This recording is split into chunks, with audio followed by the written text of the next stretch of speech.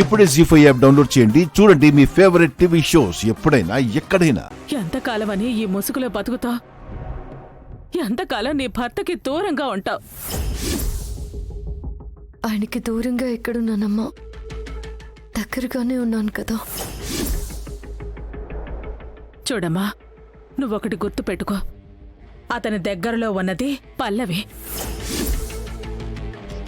రాధిక కాదు. రాధిక లేకున్నా కూడా రాధిక మీద ఉన్న ప్రేమ చాలా బలంగా ఉంది కదమ్మా. అది చాలదా నాకు? నీకు సరిపోతుందేమో, మాకు కాదు. మాకు నువ్వు కావాలి, రాధికలా కావాలి.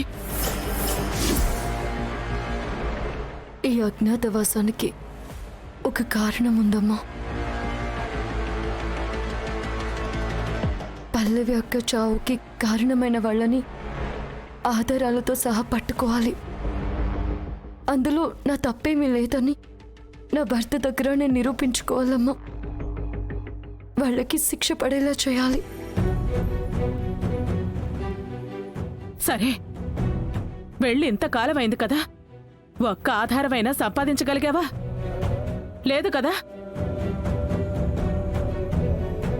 పల్లవిని హత్య చేసింది ఎవరు అనేది తెలుసుకోవటం మన కార్తీక్ వల్లే కాలేదు.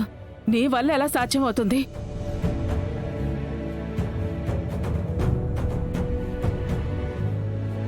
కోరికలు నెరవేరకపోవచ్చమ్మా, కానీ సంకల్పం ఖచ్చితంగా నెరవేరుతుందమ్మా. సరే, దాని గురించి వదిలే. ఇప్పుడు ఈ రూపాన్ని కార్తీక్ ఇష్టపడుతున్నాడు కదా, కనీసం పల్లవిగానైనా ఉండిపోమ్మా. సంతోషంగా ఉన్నావనుకుంటాను.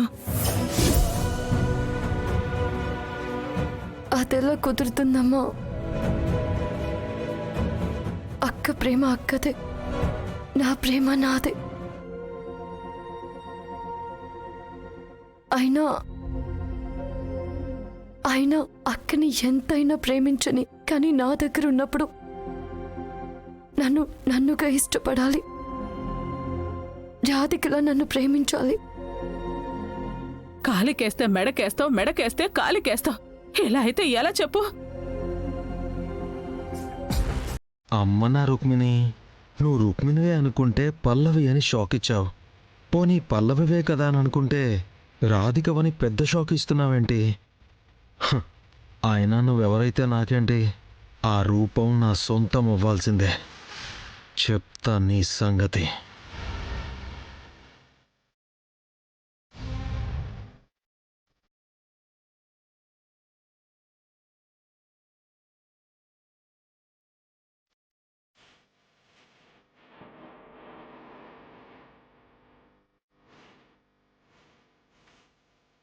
జీ5 యాప్ డౌన్లోడ్ చేసి అన్ని ఎపిసోడ్స్ పూర్తి ఉచితంగా చూడండి.